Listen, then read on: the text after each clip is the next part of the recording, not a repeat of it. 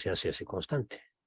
Cuando la velocidad se hace constante o la velocidad se hace independiente de la concentración de sustratos, se está hablando de una reacción de tipo cero, como ya lo habíamos visto anteriormente.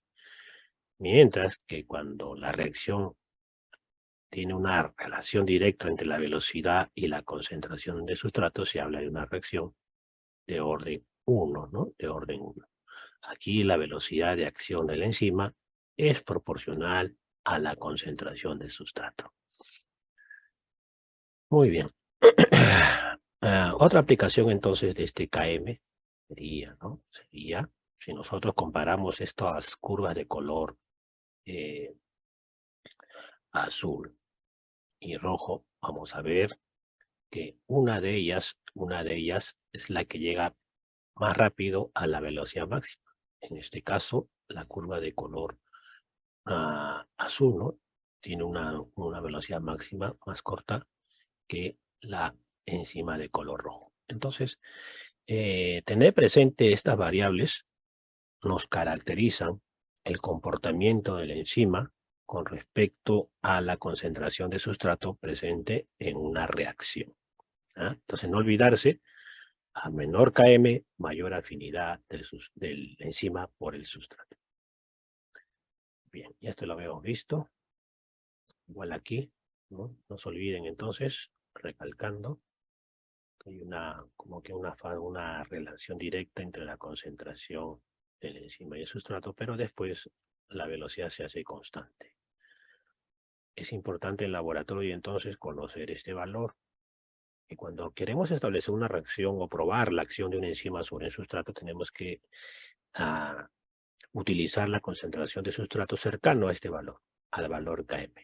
No superior a este porque de repente estamos trabajando en cuando la reacción se hace de orden cero, o sea, cuando la velocidad se hace constante. Entonces, trabajando por debajo del Km, aseguramos de que estamos trabajando en la reacción de orden primero, donde la velocidad de acción de la enzima sobre el sustrato es directamente proporcional a la concentración de sustrato.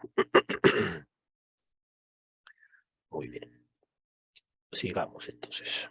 Muy bien, entonces habíamos visto que las enzimas son biomoléculas que se encuentran al interior de la célula realizando los procesos metabólicos, acelerando las reacciones. Lo que pasa es que estas biomoléculas se encuentran en pequeñísimas cantidades. O sea, para poder medirlas necesitaríamos métodos muy sensibles. Y además, los métodos muy sensibles en el laboratorio son muy costosos. Entonces, por eso, en el laboratorio de bioquímica, lo que se mide en la mayoría de los casos, no es su masa de la enzima, no es la masa neta que existe la enzima en un tejido o un líquido biológico, sino lo que se determina es la actividad enzimática. La actividad enzimática. ¿Ah? O sea, en otras palabras, se mide indirectamente la cantidad de enzima presente en un líquido o un fluido biológico o en una muestra problema. Lo que se mide no es la masa, sino la actividad de la enzima sobre el sustrato. Se supone que en un líquido o en una muestra problema hay mayor actividad. ¿Por qué? Porque hay mayor cantidad de enzimas. Entonces, la actividad de una enzimática determinada en un fluido biológico es directamente proporcional a la cantidad de enzima presente en la muestra. ¿Ah? Hay algunas excepciones, por ejemplo, cuando van a medir el CKMB, es una isoenzima de la creatinquinasa. Entonces, esta sí, como se requiere medir rápidamente y que el método sea muy sensible, ahí sí se mide el KMB masa, ¿no?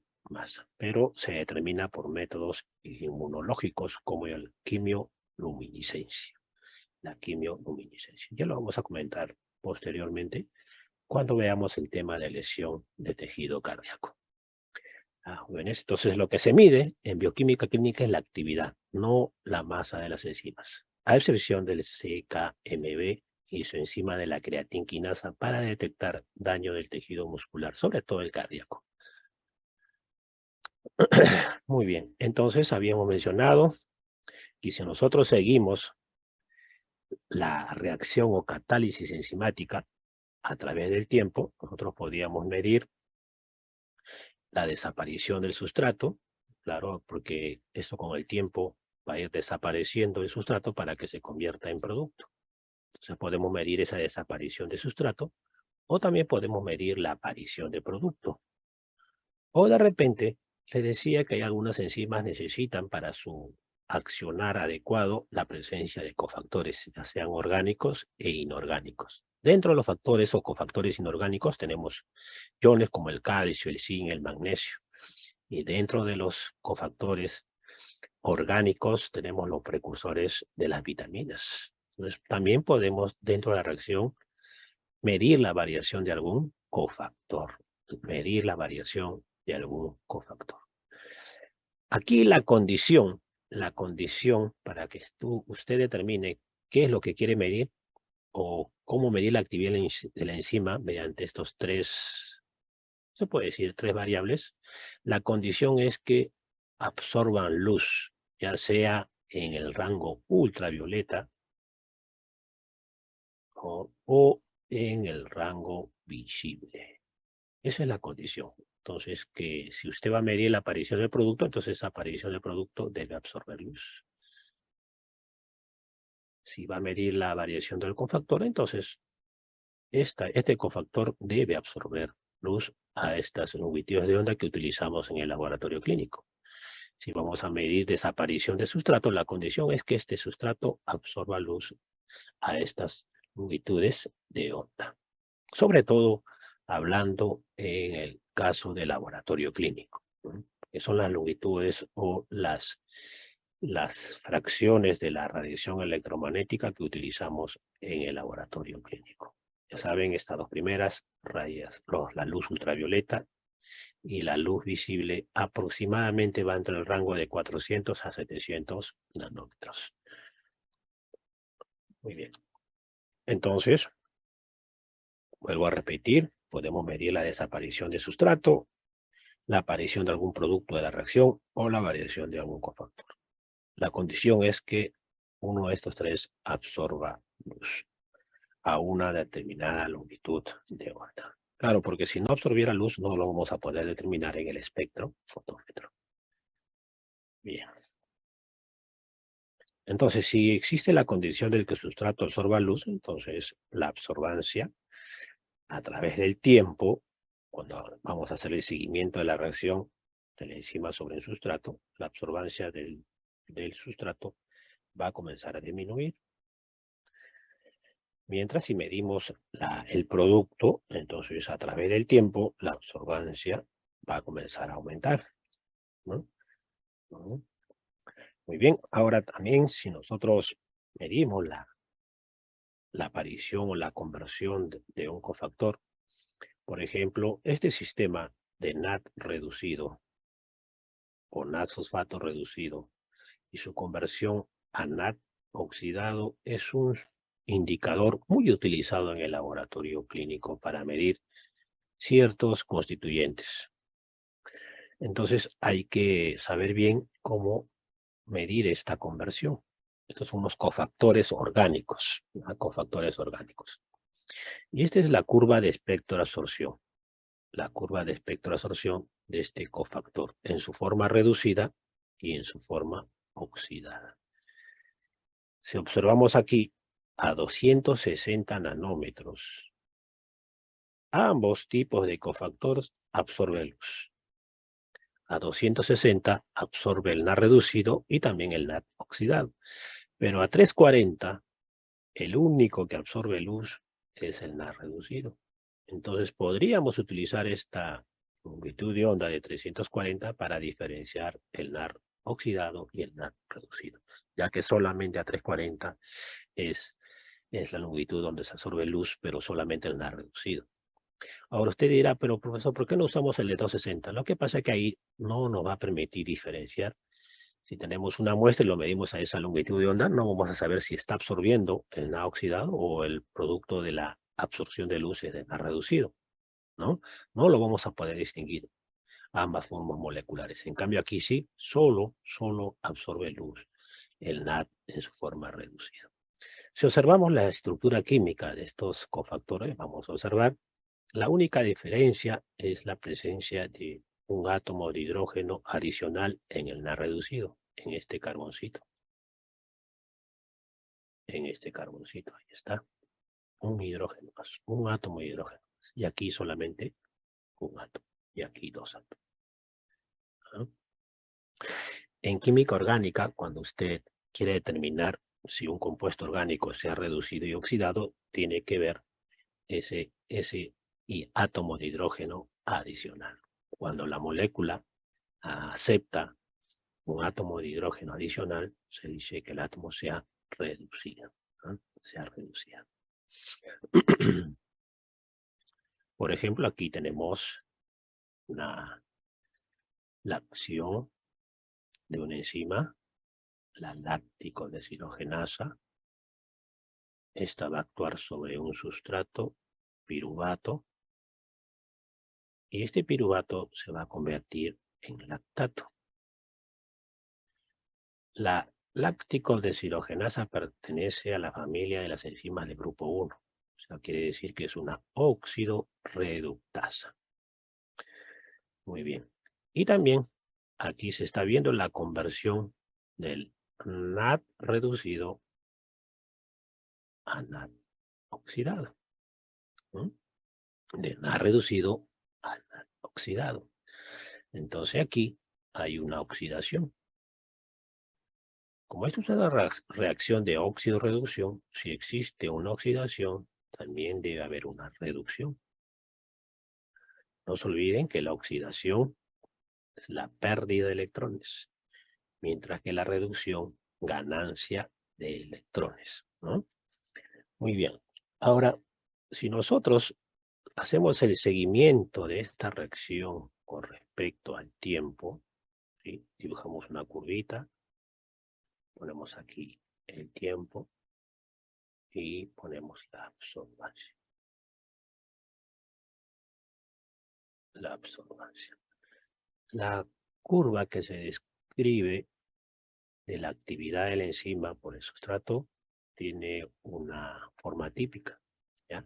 Pero en este caso, si nosotros hacemos la lectura a 340, a 340, conforme pase el tiempo, ¿sí? Al inicio de esta cantidad de NaD reducido que absorbe luz a 340, pero conforme pasa el tiempo, el NaD reducido se está convirtiendo en NaD oxidado. Pero el NaD oxidado no absorbe luz a 340, solo el NaD reducido. Entonces, si aquí, por ejemplo, al inicio hay 100 moléculas de NaD,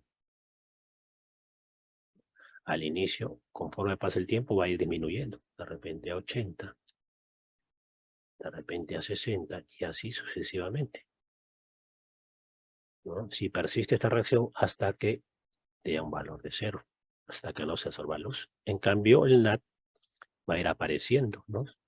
De repente al inicio había 0, al minuto de repente 20 moléculas, 40, yo no sé, ¿ya?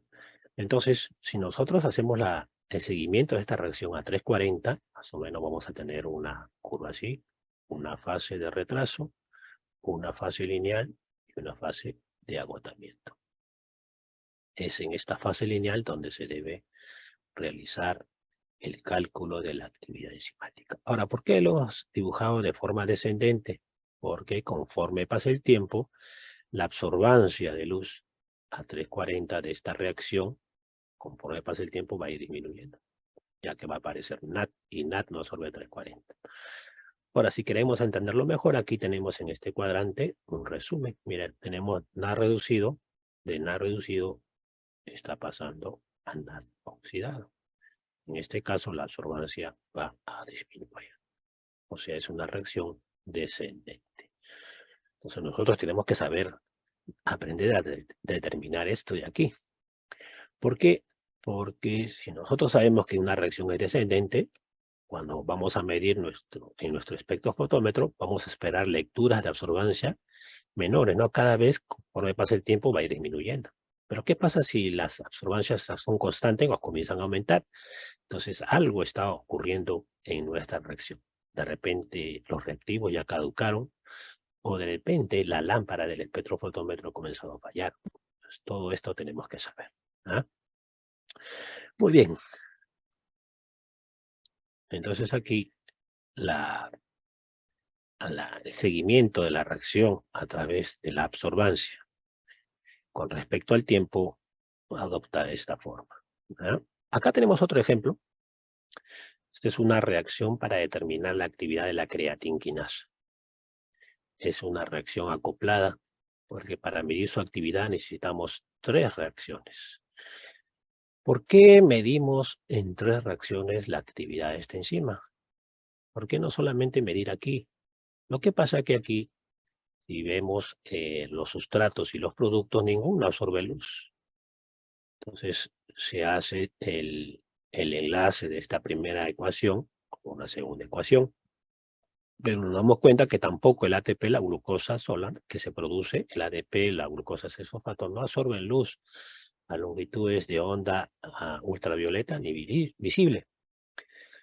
Entonces, recién en una tercera reacción podemos buscar este producto, la glucosa 6-fosfato, y enfrentarlo al NAT, ¿no? Oxidado, al NAT fosfato oxidado para convertirlo en NAT fosfato reducido. Este sistema, este indicador se absorbe luz, ¿no? Ya habíamos visto. Entonces la lectura se va a hacer a 340 nanómetros. Ya, por eso se hace este mecanismo de reacción acoplado para medir la actividad de la creatinquinasa. Muy bien. Entonces, esta conversión de este cofactor va a ser directamente proporcional a la actividad de la enzima. Si hay mayor variación, entonces va a haber mayor actividad de la enzima. Lo mismo que aquí, la creatinquinasa. Si hay mayor conversión de este NA oxidado al NA reducido, entonces indirectamente nos está indicando la actividad de la enzima en nuestra muestra problema. En este caso, mira, de su forma oxidada está pasando a su forma reducida. Entonces hay una reducción. En el caso del otro sustrato, la glucosa 6-fosfato se está oxidando a gluconato 6-fosfato. Una oxidación. ¿Mm? Muy bien. Entonces esta glucosa 6-fosfato deshidrogenasa es una óxido reductasa. Esta de acá. Esta de acá. ¿Ah? Muy bien. Ahora, entonces si hacemos el seguimiento de esta reacción con respecto al tiempo, vamos a ver que conforme pasa el tiempo, este NAT va a aumentar y el NAT oxidado va a disminuir, ¿no? Y si hacemos la lectura 340, entonces estamos pasando de NAT fosfato oxidado a NAT reducido, por lo tanto las absorbancias van a aumentar.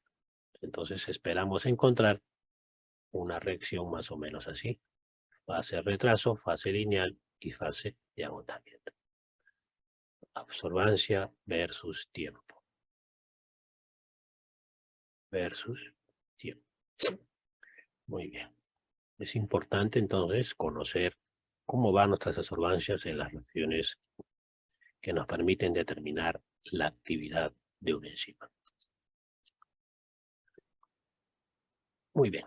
Ahora, en toda reacción enzimática, cuando nosotros vamos a medir la actividad de una enzima en el laboratorio clínico, vamos a medir el seguimiento de la reacción o la catálisis enzimática sobre el sustrato, nosotros lo vamos a medir midiendo la absorbancia de la solución con respecto al tiempo.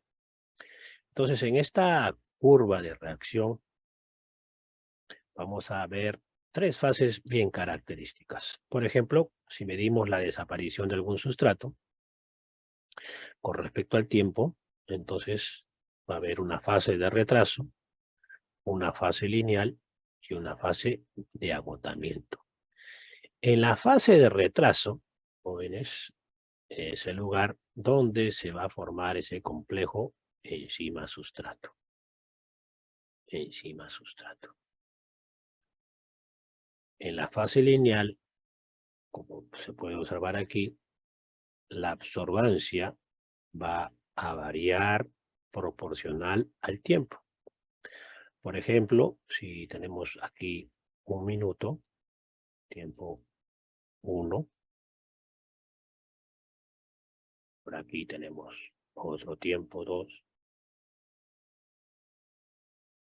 por aquí otro tiempo 3. Si estos tiempos tienen el mismo rango, por ejemplo, 1 minuto, aquí lo hemos determinado en 2 minutos, aquí en 3 minutos, la variación de la absorbancia va a ser proporcional. Por ejemplo, si aquí tenemos 0,300, vamos a poner números exactos. Aquí de repente en el tiempo 2, 0,200. En el otro minuto, también la variación de la absorbancia va a ser proporcional, 0,100. Sí. Entonces aquí la variación de la absorbancia es, se puede decir, constante con respecto al tiempo. Ojo, estamos hablando de la variación de la absorbancia. Es constante con respecto al tiempo. Constante. Muy bien. Ahora, luego tenemos la fase de agotamiento. En la fase de agotamiento, cuando nosotros enfrentamos la enzima sobre el sustrato, se forma un complejo enzima-sustrato. Luego la enzima transforma ese sustrato en producto. Entonces, puede haber un cofactor por aquí, otro cofactor aquí. Vamos a borrar este de aquí. Entonces, en este tiempo o fase de agotamiento, uno de los constituyentes de la reacción se agota.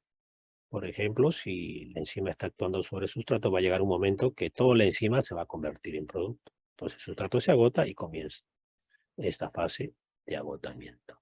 ¿Ya? Entonces, ya no va a haber ahí variación de la absorbancia. Entonces, esa es la fase lineal, es la fase lineal, solo en la fase lineal, donde se debe determinar la actividad de las enzimas. Solo en la fase lineal. ¿Ya? Muy bien, si tenemos, por ejemplo, algún punto por fuera de esa fase lineal, por ejemplo, la fase de agotamiento, o de repente hacemos antes del tiempo debido la medición de las absorbancias, entonces vamos a medir incorrectamente la actividad de la enzima o indirectamente la concentración de las enzimas en nuestras muestras, problemas o biológicas. Muy bien. Entonces, lo que se mide en el laboratorio fácil, prácticamente es esta variación de la absorbancia con respecto a la variación del tiempo. Y es en esa fase lineal donde se debe hacer la determinación. Ya vimos qué es lo que pasa en la fase de agotamiento, ¿no? En esta fase de agotamiento va a llegar un momento en que el sustrato u otro reactivo se va agotando. Entonces ya la reacción o la variación de absorbancia se hace constante. Y en la fase de agotamiento se produce ese acoplamiento entre la enzima y el sustrato. O sea, quiere decir que hay que darle un tiempo para que la enzima reconozca ese sustrato, forme el complejo enzima-sustrato y recién actúe sobre este sustrato. Ahora, esta fase de retraso va a depender de cada enzima. Hay enzimas que son más afines a su sustrato, rápidamente sobrepasan esta fase de retraso y rápidamente convierten el sustrato en producto. Pero hay enzimas más lentas, de acción más lenta. Entonces tenemos que saber también, según el inserto de los reactivos que vienen, cuánto es que tenemos que esperar para hacer recién las primeras lecturas, para asegurarnos de estar en esta fase lineal. En esta fase lineal. Muy bien. Entonces, para medir la actividad de la enzima prácticamente necesitamos calcular esta variable. Calcular la variación de la absorbancia por minuto. Por minuto. Bien, por ejemplo, aquí tenemos un inserto de la casa comercial Linear Chemicals para medir la actividad de la las transaminasas, ¿no?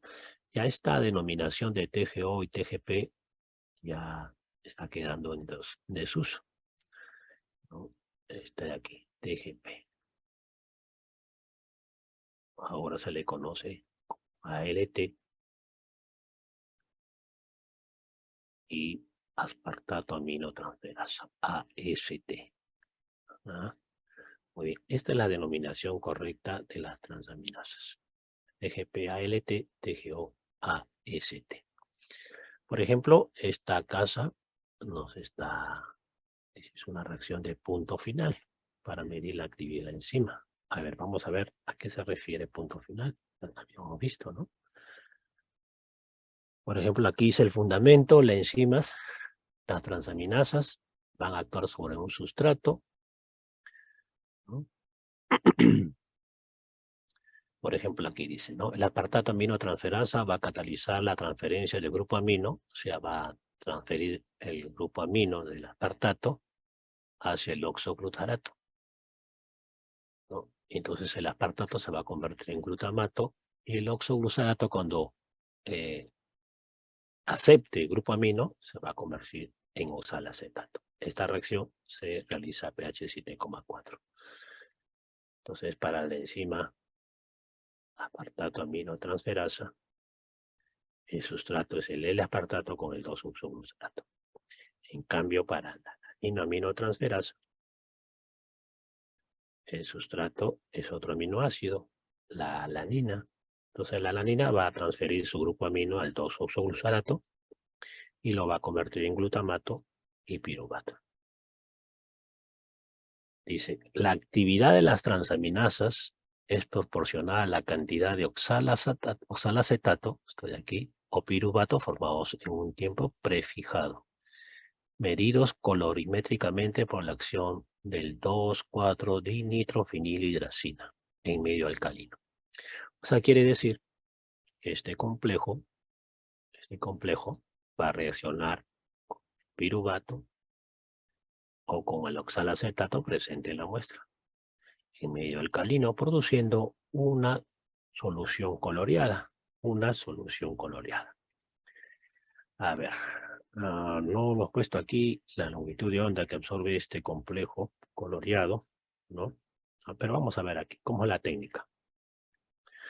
Mira, tenemos un tubo blanco y dos tubitos donde vamos a medir la actividad de ambas transaminasas, ¿no? Entonces agregamos los sustratos, una cantidad de 0,05 mililitros, 500 microlitros.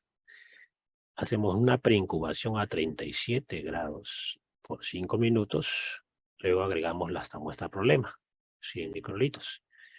Incubamos a 37 grados una hora, miren.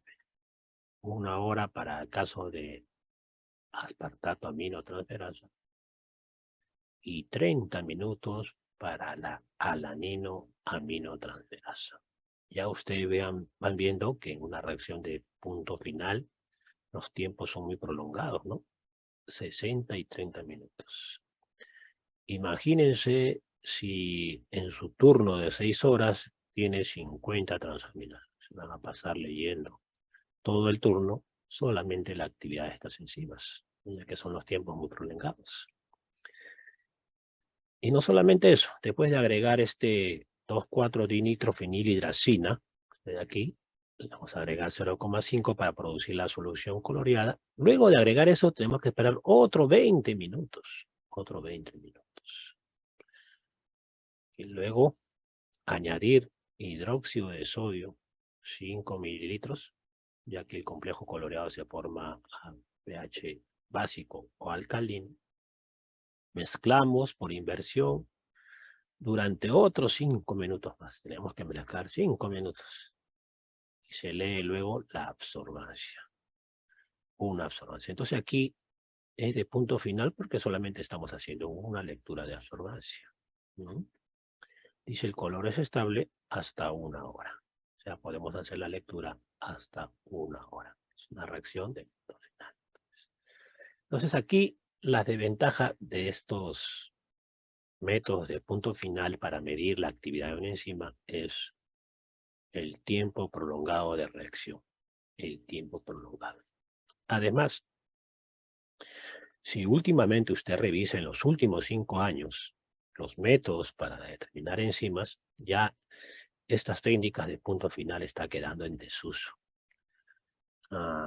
Me atrevería a decir que en estos últimos años prácticamente ya en su totalidad las enzimas se están midiendo por métodos cinéticos, no de punto final. Lo que pasa es que estas reacciones de punto final son muy económicas, son muy baratas, ¿no? Son baratas. Pero el tiempo es un limitante. Y además, si comparamos estas técnicas de punto final para determinar la actividad de las enzimas con los métodos cinéticos se lo llevan de encuentro en exactitud, o podemos decir en veracidad y precisión. Jóvenes, muy bien. Entonces el error de análisis en los métodos cinéticos es mucho menor que utilizar estos métodos de punto final, de punto final. Hay algunas también enzimas que se determinan haciendo la lectura de 2 puntos, solamente 2 puntos, ¿no? Entonces, aquí se pone en contacto los reactivos con la muestra biológica y luego de un periodo de incubación se hacen 2 lecturas, a un tiempo 1 y a un tiempo 2. Tiempo 2. Muy bien. Entonces, con estas 2 lecturas, basta y sobra para hacer la determinación de la actividad enzimática. Pero, ¿cuál es la desventaja? Vamos a suponer que tengamos por aquí, voy a dibujarlo de color rojo, una muestra biológica donde la actividad de la enzima está muy aumentada. Entonces la curva, la pendiente va a ser más empinada. Así más o menos. Ya, más o menos. Fíjese en la curva de color rojo. Si hacemos la lectura en tiempo T1, está bien, estamos en la fase lineal, normal, pero la absorbancia en el tiempo 2 ya se va a encontrar en la fase de agotamiento, ¿no? Aquí, en la fase de agotamiento. ¿Y usted cómo se puede dar cuenta de que está prácticamente en la fase de agotamiento? Vamos a suponer que por aquí el valor de esta primera absorbancia, vamos a suponer 0,100. Y este valor de la segunda absorbancia que sea 0,200. Muy bien, usted va a observar el espectrofotómetro en la primera lectura 0,100 y en la segunda lectura 0,200. No hay, no hay alguna forma de que usted pueda darse cuenta de que está por fuera, sobre todo esta segunda lectura, de la fase lineal, ¿no? Porque está viendo ahí que ha habido un aumento de absorbancia, entonces inclusive puede decir que está dentro de la fase lineal, pero eso es falso, ¿no? Eso es falso. No hay una forma de darse cuenta, salvo que el equipo tenga, el espectrofotómetro ya sea semiautomatizado, porque los automatizados sí tienen, dibujan la curva de reacción. Entonces ahí sí se puede dar cuenta. Pero en caso contrario, si de repente tiene un espectrofotómetro manual, no se va a dar cuenta de que la reacción con una de las lecturas de la absorbancia está por fuera de la fase lineal. Esa es la desventaja de determinar la actividad de enzima mediante esta medición de 2 puntos. Acuérdese que teóricamente una reacción cinética se determinaba cuando se hacía más de una lectura, 2 o más lecturas, ¿no?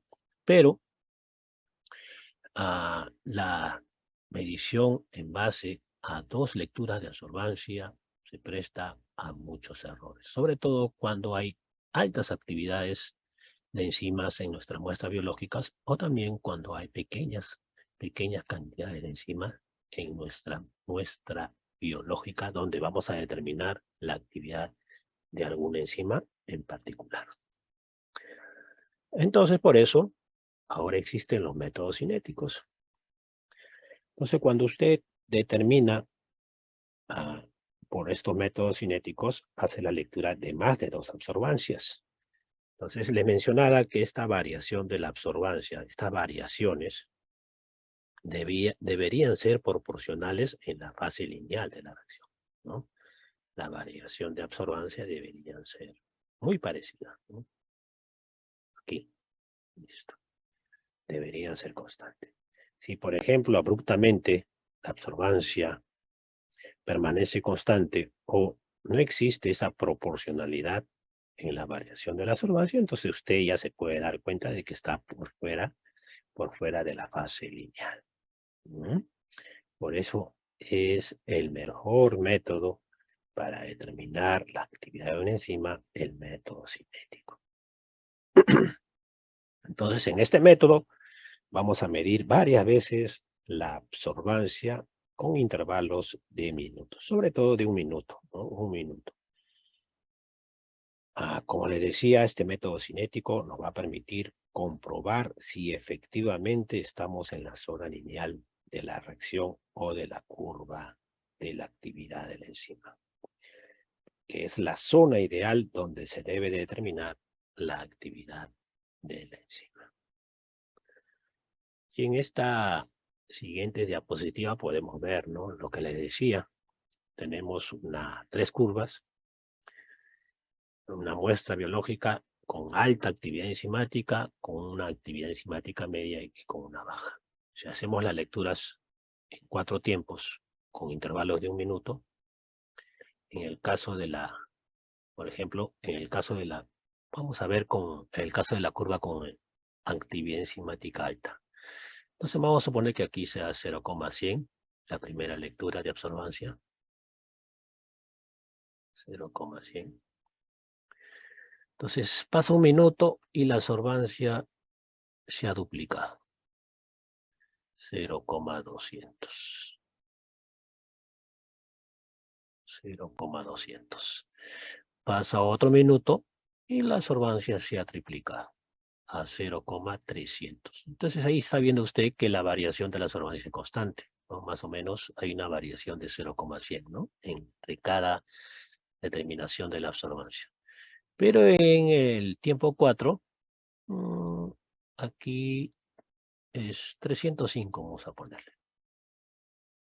Entonces ahí, si nosotros medimos la variación de absorbancia aquí la variación es de 0,100.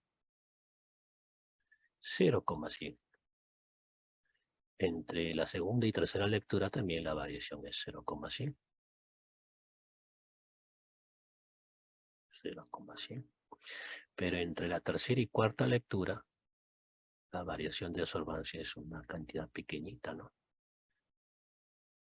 Es una cantidad pequeñita. Y usted se puede dar directamente de que ya no estamos en la fase lineal de la reacción. Ha habido, ¿no?, de repente este punto ya se encuentra en la fase de agotamiento de la reacción, ¿no?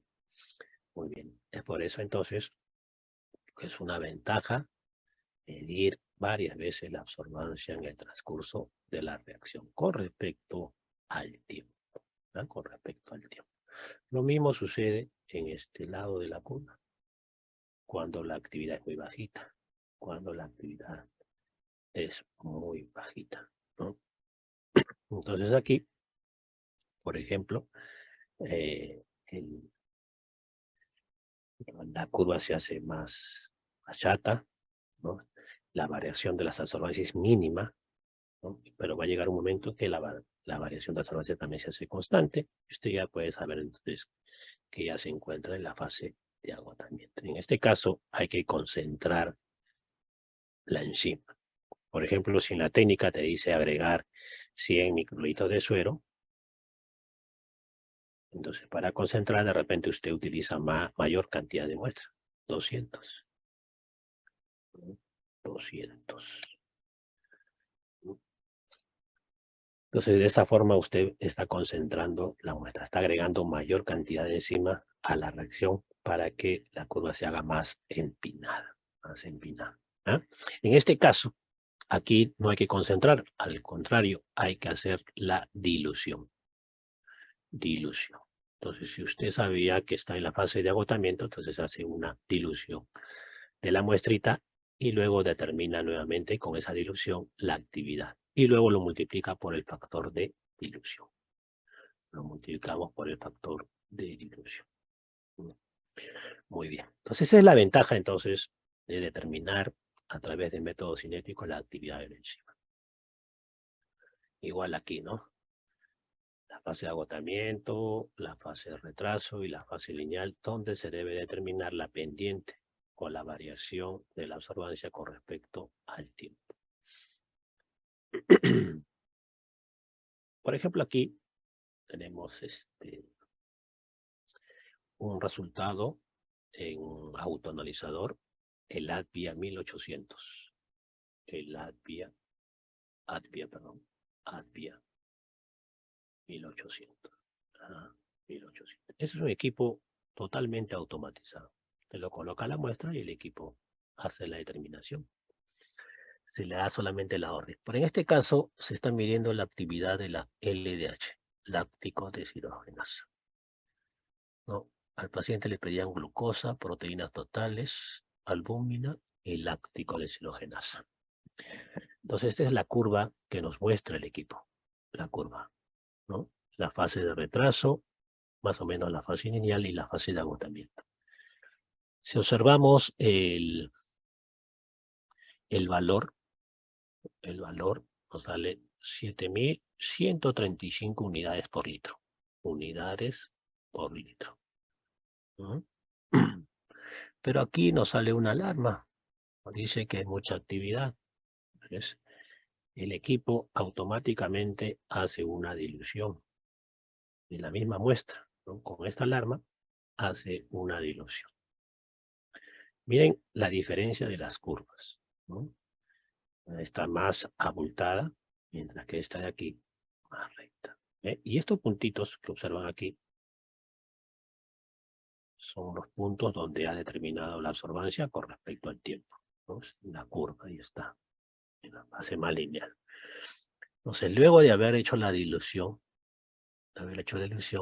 nos salió 7.135 sin haber dilución, pero haber hecho la dilución, mire, la concentración cambió a 7.921, casi 8.000 unidades internacionales de litro por litro de esta actividad extensiva. Miren la variación, ¿no? De 7.921. Sin embargo, si no hacíamos la dilución, seguro reportábamos 7.135. Y este es un resultado no correcto, ¿no? No es la verdadera actividad de la enzima en nuestra muestra biológica, sino 7.921 unidades por litro. Muy bien. Entonces, esta es una de las ventajas también de usar equipos automatizados. Les decía, ahora los equipos no solamente miden minutos, sino que miden en intervalos de tiempo más cortos. Entonces ellos miden en tiempo real lo que está sucediendo en el tubo de ensayo o tubo o la cubeta de reacción, donde se mezcla el reactivo con la muestra, ¿no? Y va observando las absorbancias. Cada cierto tiempo tienen intervalos más cortos y va dibujando las curvas respectivas. Entonces, con ciertos puntos ya determina la actividad de la enzima. Muy bien. Ahora, hay algunos equipos, por ejemplo, tenemos aquí 3 curvitas de color verde. Esta corresponde a actividad enzimática baja, esta actividad enzimática media y esta azul, actividad enzimática alta. ¿Mm? Entonces, más o menos, los equipos automatizados hacen la lectura en estos tiempos, ¿no? En este recuadro. Aquí tiempos, ¿no? Entonces, por ejemplo, cuando la actividad enzimática es baja, se puede observar que la variación o la disminución de la absorbancia es proporcional. igual aquí. Pero cuando hay una alta actividad de la enzima, entonces ahí las absorbancias son constantes, ¿no? Entonces, para no realizar dilución, ¿qué hace el equipo? Toma los puntos anteriores. Con estos puntos anteriores determina la actividad de la enzima. Ya, algunos autoanalizadores tienen esta propiedad. Tienen una ventana de lectura principal y si no les resulta lineal en esa ventana de lectura principal, utilizan otra ventana de tiempos de lecturas, ¿no? Entonces ahí sí, si está lineal, hacen los cálculos respectivos. Si en el caso agregamos la muestra y no en ninguna de las dos ventanas existe esta variación de la absorbancia constante, entonces ahí recién el equipo hace la dilución respectiva, ¿ya? Pero no todos los equipos tienen esta forma de resolver los problemas cuando existen muestras con alta actividad de las enzimas. Muy interesante, ¿no? Saber todos estos procesos porque usted cuando desarrolle su labor profesional se va a enfrentar a diversos tipos de autoanalizadores, desde los manuales, desde los semiautomatizados hasta los automatizados completamente. Muy bien, entonces ya hemos visto cómo vamos a determinar la actividad enzimática. Podríamos medir la aparición de algún producto, la desaparición de algún sustrato o la variación de algún cofactor, siempre y cuando cualquiera de estos tres absorban luz. Entonces, ¿cómo vamos a expresar ahora, en qué unidades vamos a expresar la actividad de enzimas en el laboratorio? Una de las unidades frecuentemente utilizadas es las unidades internacionales. ¿Ya? Es la unidad más utilizada. Pero sin embargo, actualmente ya la UPAC, que es la Sociedad de Química Pura y Aplicada, que regula esto de unidades de las reacciones químicas y además el Comité de Enzimas, recomienda no utilizar estas unidades, sino recomienda medir los catales que vamos a ver su equivalencia más adelante. Los catales. Todo el mundo debería expresar la actividad de la enzima en catales.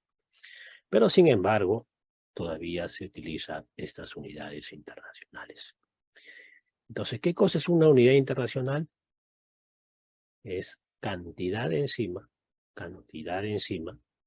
que transforma un micromol de sustrato en un tiempo de 1 minuto. Vuelvo a repetir entonces, la unidad de actividad enzimática, también conocida como unidad internacional, es igual a la cantidad de enzima que transforma un micromol de sustrato a producto en un tiempo de 1 minuto. Lógicamente que estas condiciones de actividad deben ser estandarizadas, ¿no? O previamente establecidas. ¿Se acuerdan? Las enzimas tienen temperaturas óptimas, pHs óptimos y también concentración de sustrato óptimos. Se debe respetar todas esas condiciones previamente establecidas para medir con mayor eficiencia la actividad de la enzima. Entonces, una unidad internacional equivale a la cantidad de enzima que transforma un micromol de sustrato por minuto, Muy bien. Entonces, las unidades internacionales, cantidad de enzima que transforma una micromol de sustrato en 1 minuto. Como le decía, las unidades del sistema internacional ahora recomiendan que se debe expresar en catales. ¿Qué cosa es un catal? Cantidad de enzima que transforma ya no una micromol, sino una mol de sustrato, y tampoco en 1 minuto, sino en 1 segundo. En 1 segundo. ¿Ah? Entonces la unidad del sistema internacional ahora debe ser los catales. Cantidad de enzima que cataliza o transforma una mol de sustrato en el tiempo de 1 segundo. Si queremos hacer la conversión entre UI y catales, podemos utilizar esta equivalencia. Una unidad internacional es igual a 16,66 nanocatales. Acuérdense que nano es un prefijo que corresponde a 10 a la menos 9. Entonces, una unidad internacional es igual a 10 a la menos 9 catales, ¿no? Muy bien. Entonces, ya sabemos en qué fase vamos a realizar de la reacción el cálculo de la actividad enzimática. Sabemos qué parámetros vamos a obtener experimentalmente en el espectrofotómetros. Pero ahora, ¿cómo hacemos la conversión de la variación de absorbancia por minuto en unidades internacionales por litro? ¿Cómo hacemos esa conversión? Para ello, vamos a utilizar la siguiente relación. Muy bien, primero tenemos que calcular la variación de absorbancia por minuto. Esto nos va a dar el espectrofotómetro, ¿no? Entonces vamos a medir absorbancia cada minuto y vamos a determinar la variación de absorbancia. ¿Cómo varía esa absorbancia con respecto al tiempo de un minuto? Y esto de aquí lo podríamos considerar como una constante. Una constante. Por ejemplo, en esta constante BT significa el volumen total de la reacción. Por ejemplo, si tenemos un tubito de ensayo, agregamos al reactivo 1 mililitro o 1000 microlitros.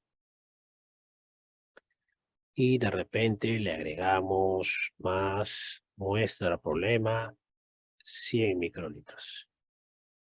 100 microlitros. Entonces, este volumen total vendría a ser la suma de ambos, reactivo y muestra problema. Entonces sería 1100 microlitros.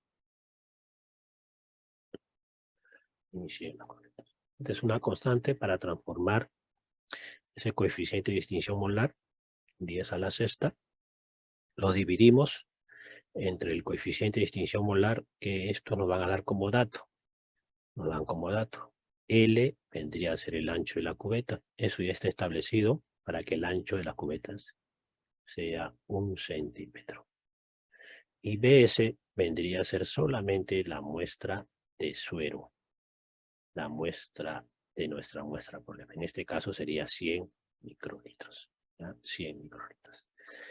Teniendo todo esto, lo consideramos como una constante y lo multiplicamos por la variación de absorbancia por minuto de nuestra muestra y calculamos las unidades internacionales por litro.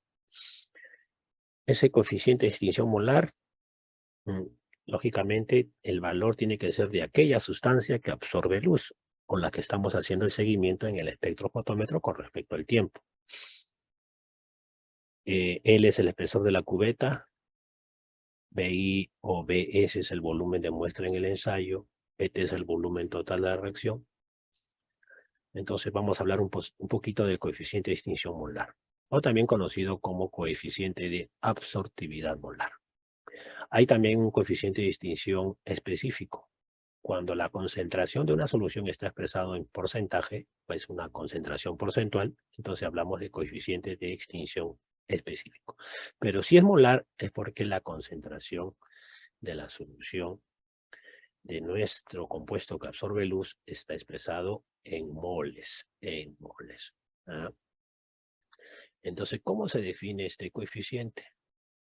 Vendría a ser la absorción de 1 centímetro de paso de la luz por la cubeta de la concentración de 1 molar de la sustancia que estamos realizando su seguimiento en el espectrofotómetro.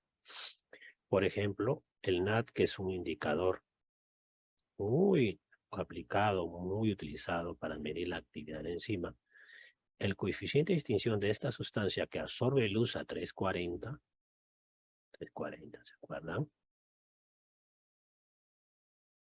El coeficiente es de 6,22 por 10 a la 3 centímetros, a la menos 1 por no a la menos 1. Entonces, utilizamos este 10 a la sexta para convertirlo a 6.300. Entonces, 6.300 va a ser reemplazado aquí. Va a ser reemplazado aquí. ¿No? El ancho de la cubeta 1 centímetro, el volumen de suero, dependiendo del volumen de suero que vamos a emplear, y el volumen total reactivo más suero. Ahora he visto, sobre todo esto sucede en los laboratorios particulares, donde tenemos se puede decir, un bajo tasa de movimiento de los reactivos. Hay pocos pacientes. Hay que esperar a los pacientes, hay que jalar a los pacientes para que se realicen análisis. No es como un hospital que diariamente se está rotando los reactivos. Entonces, lo que se hace en el laboratorio particular es tratar de economizar, ¿no? Economizar. O sea, por ejemplo, le dice, ¿no? La técnica les dice utilizar, vamos a suponer, 2000 microlitros de reactivo. 2000 microlitros de reactivo. Y utilizar 200 microlitros de muestra. ¿Ah? Entonces, ustedes quieren economizar. Voy a utilizar 2 mililitros de reactivo. ¿Por qué no utilizo de repente 50 o, sí, 2000, no, 500 microlitros de reactivo y utilizo de repente 50 microlitros de la muestra? Si nosotros variamos la cantidad, este factor también va a variar y hay que tener mucho cuidado. Pero si hacemos la disminución proporcional a lo que dice el inserto, entonces no va a haber variación en este factor. Pero si nosotros medimos la variación o determinamos o variamos la cantidad de reactivo y muestra empleada, tenemos que tener cuidado de no variar este factor. Caso contrario, entonces tenemos que estandarizar la prueba para el volumen que hemos cogido, pero utilizando el nuevo valor de factor. ¿Qué es lo que hacen los laboratorios particulares? Disminuyen a su antojo la cantidad de reactivo y de muestra y no modifican este factor. Entonces, los resultados que están emitiendo tienen un grave error. Un grave error, joven, ¿ya? Entonces, si van a disminuir, que sea proporcional. Y si no es proporcional, tienen que calcular este nuevo factor. Este nuevo factor. ¿Ya? Mucho ojo a eso también, por favor. Bien, entonces todo lo de rojo sería constante, ¿no? Porque eso no se va a variar. Lo que va a variar es esto de aquí. La variación de absorbancia por minuto, que lo vamos a determinar en el espectrofotómetro. Bien.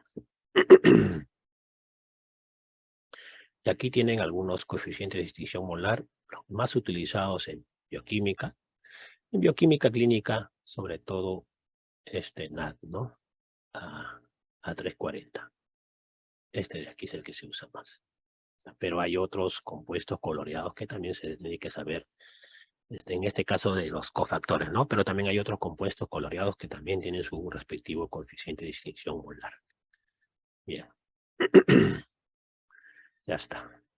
Entonces, el coeficiente de distinción molar es una propiedad intrínseca de los compuestos, es una medida de la absorción de las sustancias a una determinada longitud de onda. Para el caso del NA reducido, a 340, ¿no? Y su coeficiente es de 6,22 por 10 al cubo. Muy bien. Entonces, todo lo que está en rojo, encerrado en el círculo rojo, es una constante. Entonces, podríamos considerarle un factor. Solamente hay que determinar la variación de absorbancia por minuto. Ahora vamos a hacer un ejemplo. ¿Cómo determinar la actividad de la enzima? Tenemos un inserto de la casa Biosystems. Vamos a determinar la fosfatasa alcalina. DEA proviene del nombre del tampón que van a utilizar para hacer la determinación, el dietanolamida, ¿no? Dietanolamida, amida, ¿no? Muy bien. ¿Cuál es el fundamento de esta reacción? Dice que la fosfatasa alcalina, está de aquí, en medio alcalino, o sea, pH básico, pH mayor de 7, dice va a catalizar la transferencia del grupo fosfato, o sea, este grupo fosfato, ¿no? A través de una reacción de transfosforilación, va a entregar el grupo fosfato a este dietanolamida, ¿no? Entonces el 4-nitrofenol va a quedar solito. O sea, solamente es la transferencia de grupo fosfato, ¿no? Y este compuesto de aquí, 4-nitrofenol, entonces vamos a poner nitrofenol,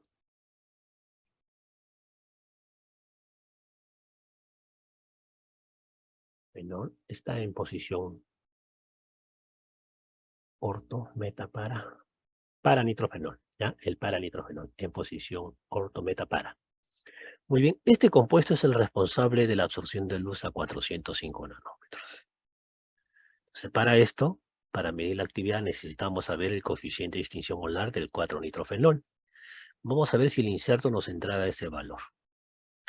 Acá está, mira, el coeficiente de absorción molar o de extinción molar del 4-nitrofenol a 405 nanómetros, 18.450.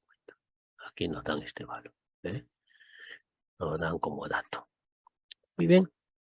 Nos dan también el paso de la cubeta es 1 centímetro, el volumen total de la reacción es 1,2 mililitros, el volumen de la muestra es 0,02 mililitros, en este caso están expresados en mililitros, y también nos dan la equivalencia si lo queremos transformar a catales o en este caso microcatales.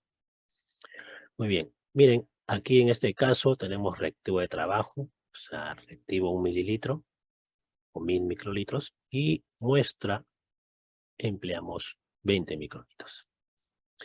¿Qué dice? Mezclamos ambos, reactivo y muestra, ¿no?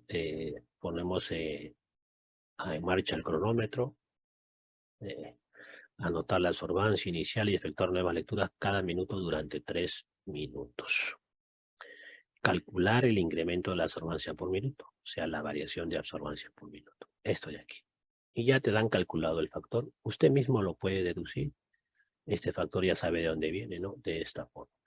Si usted reemplaza los datos, va a calcular 2764. En microcatales, el factor que debe emplear es este de aquí. Muy bien. Entonces, miren, el coeficiente de extinción molar debe ser de la sustancia que absorbe luz a la longitud de onda que estamos empleando para medir el curso de la reacción. Listo. Igual aquí, en este caso, tenemos otro reactivo. Es un método recomendado por la Federación Internacional de Química Clínica, es de la Casa Comercial Química Clínica Aplicada. Es amilasa líquida, porque seguramente todos los reactivos están en fase líquido, y se va a determinar la actividad de la alfa-amilasa. Para ello se aplica este sustrato, el 5-etilideno, ¿no? Este G7 nos indica que existe ahí un polisacárido de 7 unidades de glucosa. 7 unidades de glucosa, unidos seguros sobre el enlace alfa 1,4, donde actúa la amilasa. Y en una de sus extremos se encuentra el para-nitrofenilfosfato. Este de aquí, el PN, es el que va a absorber luz. Entonces viene la amilasa, comienza a degradar este sustrato, degrada y se forma aquí, este de aquí. Es el que absorbe luz. Es el que absorbe luz, ¿no? Entonces, ahí está, ¿no? El para-nitrofenol, dice, el para-nitrofenol. Igual, el mismo compuesto que hemos visto hace un momento, para-nitrofenol. Muy bien. Igual aquí tenemos un monoreactivo, también hay birreactivos, hay 2 presentaciones entonces, ¿no? Ojo, si usted va a implementar un laboratorio particular, se recomienda siempre que los reactivos sean birreactivos porque tienen un mayor tiempo de estabilidad. En cambio, los monorreactivos son su estabilidad es menor. Entonces conviene, en caso de que no tengamos mucho movimiento, para medir las enzimas, utilizar reactivos birreactivos, ¿no? Los birreactivos, ¿ya? Pero si tenemos bastante movimiento, se compra el monorreactivo. Entonces, ¿qué dice en el monorreactivo? Agregamos 3 mililitros de reactivo, perdón, y muestra 100 microlitros, ¿no? Y con eso realizamos los cálculos correspondientes. Acá debe estar, aquí está. Igual aquí. ¿Ah? Tenemos el volumen total. A ver, vamos a calcular. Entonces, la variación de absorbancia por minuto. Eso lo vamos a determinar en el espectrofotómetro. Por, dice, el volumen total. Entonces vemos aquí, si utilizamos esto de aquí sería 3100 microlitros, ¿no? Entonces ponemos aquí 3100 microlitros.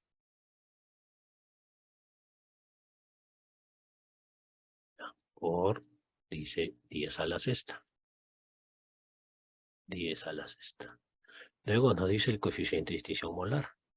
Nos dan como dato para nitrofenol 10.600. 10.600. Por el ancho de la cubeta, que es 1 centímetro. Por 1. Por, dice, el volumen de suero. Lo que hemos utilizado es 100 microlitros. Entonces colocamos aquí 100 microlitros. Usted calcula esta relación y seguramente le va a salir 2.930. Ese 2.930 no sé si será con el mono o birreactivo, tendríamos que calcular, ¿ya? Es el 2.930. Entonces solamente nos faltaría calcular la variación de absorbancia por minuto y ya tenemos la actividad de la enzima. ¿Ah? Muy bien. A ver, vamos a analizar otro inserto. La misma casa que hayamos visto, la Biosystems, para medir la actividad de la enzima láctico deshidrogenasa. Esta es la reacción en la que se basa este inserto. El piruvato es convertido a lactato y el NAD reducido pasa a su forma oxidada. Una reacción de óxido-reducción. Lo que se va a medir aquí es la conversión del NAD reducido al NAD oxidado. Entonces seguramente la lectura se va a hacer a 340. Ya les mencionaba que este sistema de cofactores, para diferenciarlo, se determinan a esta longitud de onda. 340 nanómetros. Muy bien. Listo, vamos a ver el método entonces. No se olviden de esta curva de espectroabsorción. A 340 solo absorbe la forma reducida. Entonces quiere decir, conforme pase el tiempo, nuestra curva más o menos va a ser así, ¿no? Descendente. Tiempo. Y por aquí absorbancia. Listo. Entonces tenemos aquí reactivo de trabajo 1 mililitro, muestra 20 microlitros, incubamos, ponemos en marcha el cronómetro, esperamos 30 segundos que corresponde al tiempo de retraso, 30 segundos, luego anotamos la absorbancia inicial pasado esos 30 segundos, aquí sería en tiempo 1, hacemos la primera lectura, absorbancia. Luego pasa otros minutitos más, hacemos la segunda lectura hasta completar 3 minutos. Entonces, con 4 lecturitas se hace la determinación de la actividad de este ciclo. T3 y por aquí T4. Cada uno con su respectiva absorbancia, valor de absorbancia. Está. Vaya 1, 2, 3 y 4. Muy bien. 30 segundos, minuto, 2 minutos y otro 3 minutos más, ¿no? 3 absorbancias. Muy bien. Vamos a suponer que nos ha salido así. Nos ha salido bien bonito. Bien bonito. No siempre sale así, ¿ya? Pero las distancias entre valores de absorbancia en cada lectura más o menos son constantes. Por ejemplo, aquí la primera lectura es 0,300, 0,250 0,200 y 0,150. ¿Cómo vamos a hacerla? ¿Cómo calculamos la variación de absorbancia por minuto? Simplemente hacemos la diferencia. ¿Ya? Diferenciamos. Mira, restamos este de aquí. Restamos. 0,300 menos 0,250 sería 0,050. Luego restamos esta de aquí. 0,250 menos 0,200 sería también 0,50. Aunque no siempre sale así, ¿no? Sale pero con ciertas diferencias, pero la proporcionalidad se mantiene. Y aquí también restamos. Tercera absorbancia menos el cuarto, que también es 0,050. Luego, ¿qué hacemos? Sumamos. Sería 0,150. Y sacamos, lo dividimos entre 3 para sacar el promedio. Entonces, la variación de absorbancia sería 0,50.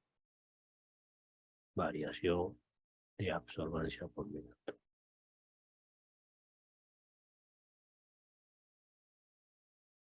Por minuto. 0,050. Es así, entonces, cómo se determina la variación de absorbancia. Sencillo es, ¿no? Sencillo. Muy bien. Ahí está. Entonces, ya teniendo la variación de absorbancia por minuto, simplemente hay que multiplicar por el factor, que ya sabemos dónde sale. Multiplicamos nuestra variación y la actividad de la enzima sale en 404,75 unidades internacionales por litro. ¿No? En este caso, si lo hemos realizado, por ejemplo, a 25 grados, está en adultos por fuera del rango referencial. Está elevada, ¿no? Muy bien. A ver, otro. La creatinquinasa. Igual, jóvenes, si observamos aquí, en este caso, la conversión del NAT fosfato oxidado al NAT fosfato reducido se va a leer a 340. Como solo hacemos el seguimiento de la reacción a esta longitud de onda, entonces las absorbancias con el tiempo van a comenzar a aumentar. Entonces vamos a tener una curva más o menos así. Tiempo versus absorbancia.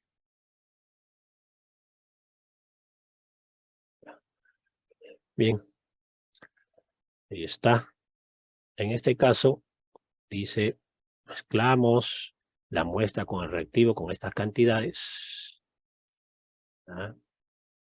Más o menos aquí nos dice, a ver, mezclar, insertar la cubeta, botón, poner el momento en marcha, los 3 minutos, anotar la absorbancia inicial y efectuar una lectura cada minuto. Pero más o menos el tiempo de retraso es de 1 minuto. Entonces, hay que, cuando mezclamos, dejamos por 1 minuto. Y después hacemos las lecturas correspondientes. Y entonces hacemos también 4 lecturas. Pasados los 3 minutos, perdón. Sí, perdón, aquí el tiempo de retraso es 3 minutos, perdón. 3 minutos. ¿Ah? Dejamos pasar 3 minutos y recién determinamos la primera absorbancia. Entonces vamos a determinar 4 absorbancias. 4 absorbancias.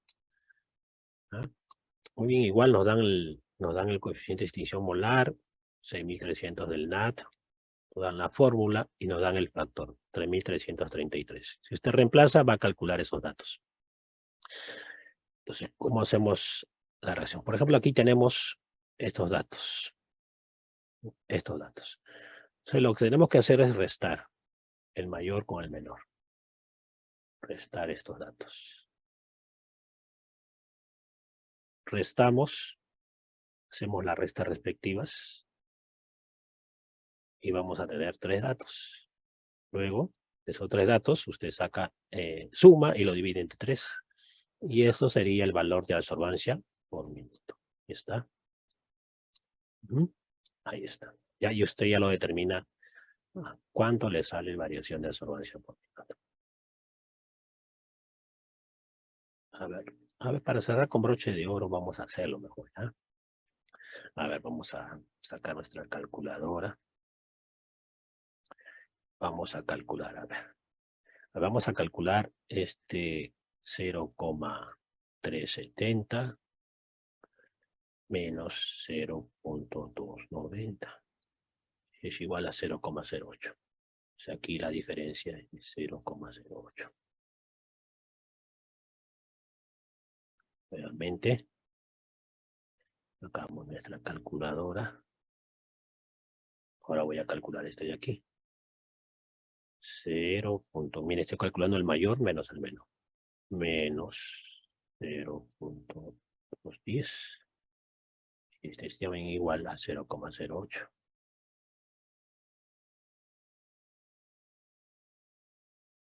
Igual diferencia aquí.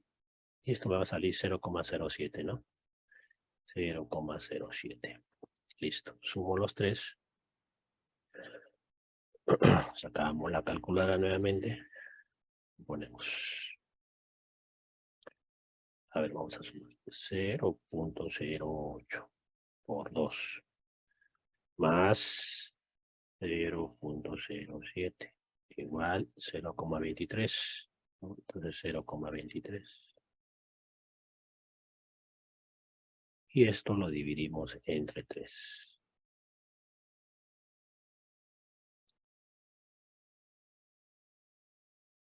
Entre 3 igual a 0,76. 0,076. Y este sería la variación de absorbancia por minuto. Este valor hay que multiplicar por el factor. Por ese factor 3.333. Entonces lo multiplicamos por 3.333. Por 3.333. Igual sale 255,53. 255,53 unidades por litro. Unidades internacionales por litro. Y es así como se determina, jóvenes, la actividad de una enzima de laboratorio. Esto cuando lo vamos a realizar de forma semiautomatizada o manual. Pero ya los equipos automatizados, ya ellos mismos calculan la actividad de la enzima. Solamente usted recibe los resultados. Pero, jóvenes, el quid del asunto es que usted debe saber de dónde vienen esos valores. Esos valores. Jóvenes, esos valores. ¿Cómo se determina la actividad de las enzimas? Bien, jóvenes. A ver, vamos a ver la hora. Creo que nos hemos pasado. Justo estamos en la hora, jóvenes. Ya, miren, el día de hoy también estaba planificado realizar lo que es la evaluación del laboratorio de las enfermedades hepáticas. Ya vamos a ver qué marcadores bioquímicos podemos utilizar para evaluar lesión hepática, ¿no? Entonces aquí vamos a hablar, ya nos vamos a entrar a lo que es la parte clínica. Y también, jóvenes, como siempre tenemos que innovar, no solamente podemos quedar con el clásico perfil hepático que se hace en los laboratorios, sino que ahora hay nuevos marcadores que podemos utilizar y nos pueden dar mucha información. ¿Para qué? Con el ánimo de mejorar la salud de nuestros pacientitos, jóvenes. Y además, no solamente eso, de pasada, que nuestra labor como tecnólogo médico sea reconocido en el ámbito del sistema de salud. Los jóvenes, entonces tenemos que innovar. Hay nuevos marcadores, por ejemplo, hay marcadores ahora para esteatosis hepática, entonces, lo que se llama el hígado graso, ¿no? Entonces, en el hígado graso, jóvenes, tenemos marcadores muy sencillos que podemos aplicar para saber si un pacientito o paciente, dama o hombre, tiene acumulado grasas en el hígado, y eso puede llevar en el futuro a una esteatosis hepática y llevar a lo que conocemos como cirrosis y finalmente desencadenar un proceso maligno a nivel de tejido hepático. Es importante determinar esa esteatosis hepática, el acúmulo de grasa en el hígado. Y también hay otros marcadores ahora para determinar también el grado de fibrosis, ¿no? Ahí justamente hay uno de sus compañeros de la San Marcos está haciendo un estudio acerca de un marcador bioquímico para un conjunto de marcadores, un conjunto, ¿no? Para determinar fibrosis hepática en pacientes que tienen eh, virus de la hepatitis C crónica, ¿no? Entonces él está viendo, ¿no? Este marcador y está viendo, o se ha visto, o las evidencias indican que los pacientes que tienen más años de evolución de la enfermedad o tienen más años con esta enfermedad, este índice sale más elevado, lo que indicaría entonces que la tasa de fibrosis hepática es más elevada en esos pacientes que tienen más tiempo de la enfermedad por virus de la hepatitis C. Muy bien, jóvenes. Esto lo vamos a comentar la semana que viene. No sé si tendrán alguna consulta, alguna preguntita. Vamos a ver el chat. Vamos a parar la compartición. ¿Tienen alguna preguntita, jóvenes? Pareciera que no estuvieran ahí. A ver, jóvenes, ¿tienen alguna consulta o pregunta? ¿Alguna duda? ¿Mm? ¿Ninguna? ¿Todo claro? Claro, profesor. Todo claro, señorita Brenda. Ya está. A ver, ¿alguien levantó la manito por ahí? ¿Herling? Sí, dime. Sí, profesor, buenas tardes. Buenas Mi tardes. pregunta va relacionado a lo que usted mencionó, de que los laboratorios privados, no, muchas veces, los resultados, no reflejan la realidad, ¿no? ¿Y qué institución, regula eso o siempre es así? Tú sabes que el Perú es un país muy informal, ¿no? No hay una entidad que regule. Si usted inaugura su laboratorio, de repente en su distrito donde vive, muy pocas veces van las entidades que regulan la función de los laboratorios. Entonces ahí el profesional a cargo varía los volúmenes de los reactivos, de las muestras, de acuerdo a su conveniencia. Pero si tenemos nosotros el respaldo del conocimiento, ¿cómo podemos variar ese volumen sin que se modifique el factor?